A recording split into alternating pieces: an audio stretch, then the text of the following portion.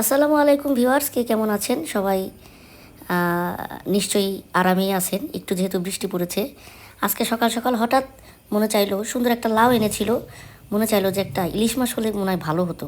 আলহামদুলিল্লাহ মুখ দিয়ে বের করছি আর ইলিশ মাছ হাজিরা, মইনুটের পদ্মার ইলিশ।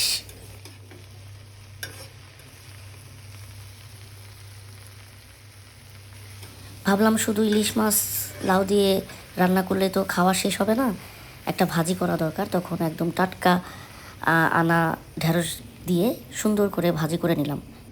তো দুজন মানুষ, একটা ইলিশ মাছ নিলাম, বাকি দুইটা রেখে দিয়েছি।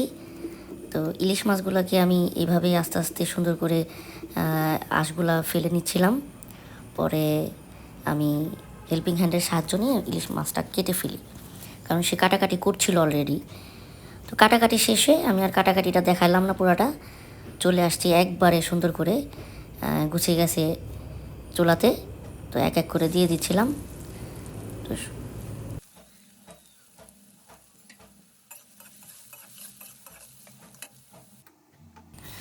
অতিরিক্ত গরম পড়েছে, এটা তো সবাই জানে, দেশবাসী।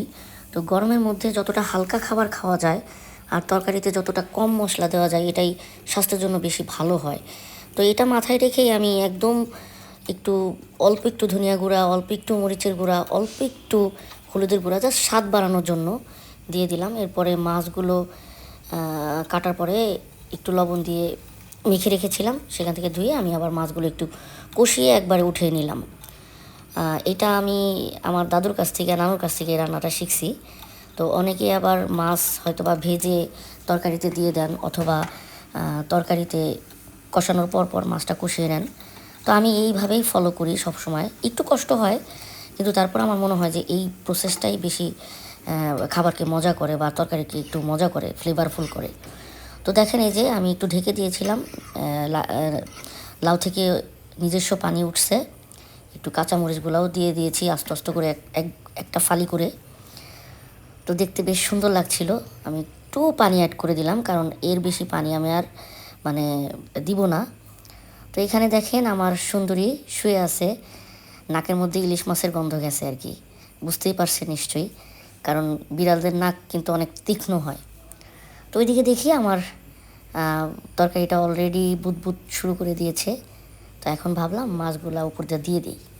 তো যেই কথা সেই কাজ, মাছগুলো দিয়ে দিলাম সুন্দর করে সাজিয়ে। তার পরবর্তীতে মাছগুলো দিয়ে দেওয়ার পরে একটু ঢেকে দিলে তরকারিটা মানে সব কিছুর সঙ্গে সব কিছুর একটা মিশ্রণ হয়। তাতে হয় কি, মানে তরকারির স্বাদটা বেড়ে যায়। আর আমি সবসময় মাছ তরকারি হোক, মাংস তরকারি হোক, অল্প আছে ঢেকে দিই।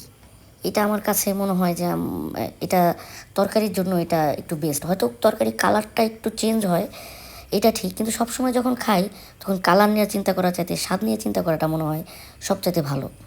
কারণ খাবার খেয়ে কালারটা যাই হোক না কেন, সুস্বাদু হলে, মজা হলে কিন্তু সবার একটা প্রশান্তি মিলে সবার মধ্যে। তো এদিকে আমার রান্নাটা আস্তে করে হতে থাক। তো আমি একটু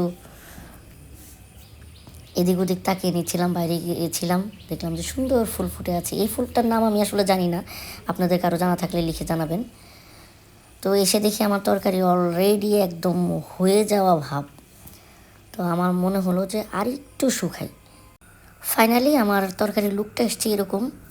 তো বেশ সুন্দর লাগছিল। এখানে যদিও অতটা ফুটে ওঠেনি, কিন্তু বেশ ভালো লাগছিল। তো আমরা খাবার খেতে বসে গেছি অলরেডি। তো আমি একটু তরকারি বেড়ে নিলাম। আশা করি দেখতে কেমন হয়েছে জানাবেন। তা আমি আবার দেখেন, অ্যাজ ইউজুয়াল ঢেঁড়স ভাজি নিয়েছি, ভাত খাচ্ছি। আর এইদিকে আমার সুন্দরী আমার প্লেটের দিকে তাকিয়ে আছে। ইলিশ মাছ, বুঝছেন, ইলিশ মাছ আমার মতো ওরও ফেভারিট। তো আমি দেখেন মেখে মেখে সুন্দর করে গলৎকরণ করছিলাম, বেশ ভালো লাগছিল। লাউটাও একদম কচি ছিল। মাছটা পদ্মার হওয়াতে, আমাদের বাড়ির পাশেই তো পদ্মা, মইনুট ঘাট, সেখান থেকেই মাছগুলো আসে। তো মাছটা একদম ফ্লেভার যুক্ত ছিল, একদম জেনুইন ইলিশ মাছ ছিল। একটু সাইজে ছোটো ছিল, কিন্তু বেশ মজার ছিল। সুন্দরীকে আগে মাছ দিয়ে নিলাম, তারপরে আমি নিজের খাবার শেষ করলাম। আজকের ভিডিওটা এই পর্যন্তই। ভালো থাকবেন সবাই।